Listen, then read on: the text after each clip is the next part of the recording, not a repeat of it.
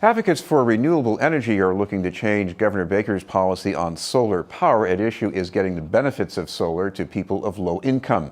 To explain what's at stake is our guest from the Codman Square Neighborhood Development Corporation, the Director of Eco-Innovation, David Queeley. Thank you very much for being with us, David. Thank you. Thanks for having me. To help people understand this, talk about what the NDC is trying to do right now in Dorchester. Mm-hmm. Well, we serve a primarily low-income community in South Dorchester, Roxbury, Mattapan. We've undertaken solar as one of our key initiatives to try to serve that population. Typically, the folks that could benefit most from solar are low-income folks. If you have money, you can go out and buy your own solar panels, but if you can't, we're undertaking a version of that called community shared solar, where we're going to share the benefits of solar with low-income populations.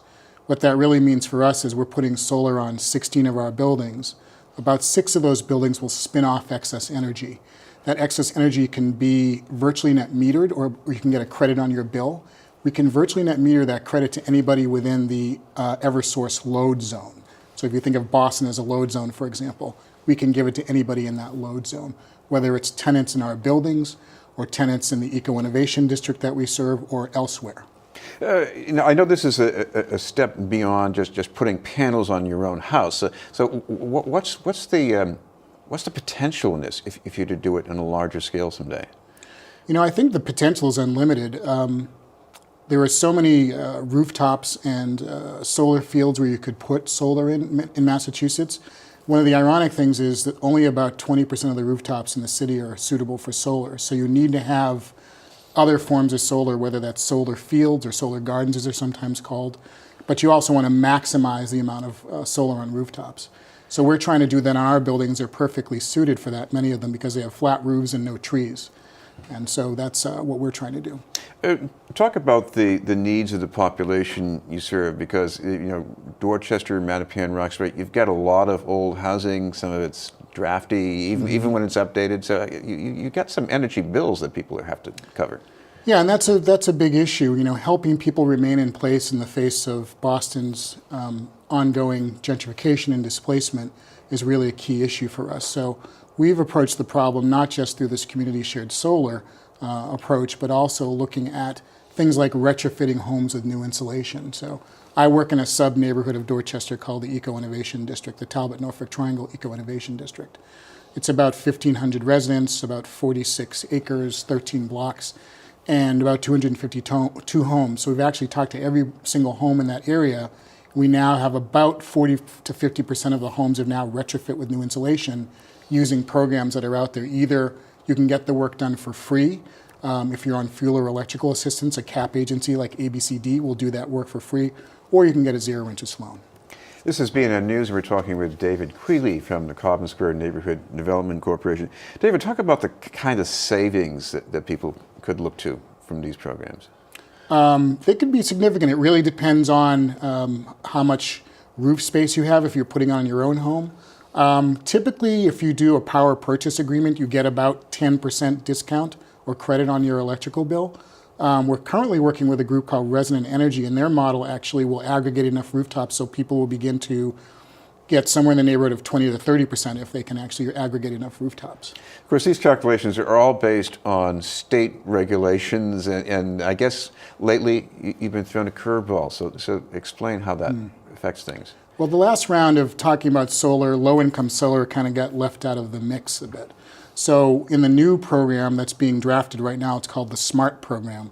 It replaces the SREC 2 program. The state's done a great job of aggregating comments from everybody, really reaching out to all parties. We really feel like there are a couple of places where there could be improvement to help low-income population. One is making the rules less complex. So right now, if you want to get these credits, you've got to sign something called the Schedule Z. A lot of people don't even understand it. It's like another tax form, right? It's kind of like that. Maybe a little less complicated, but no fun nonetheless. So making that process a little less cumbersome would be great. The second thing is sharing energy or those SRECs across load zones. So right now, again, if you think of Boston as a load zone, you cannot share your SRECs outside of that load zone. You can only share it with people or give someone a credit within that load zone. You also can't accept credits from across the load zone line. So if you were able to actually increase your sharing across load zone lines, that would be very helpful. And ironically, Boston has about 33% of the affordable housing in its load zone, and only about 6% of the total solar qualified to serve affordable housing is in that load zone. So that's an issue as well. So how would you change that in regulations exactly? Well, just making it a little easier. Making it a little easier for change the rules so you can change the line, go across the lines.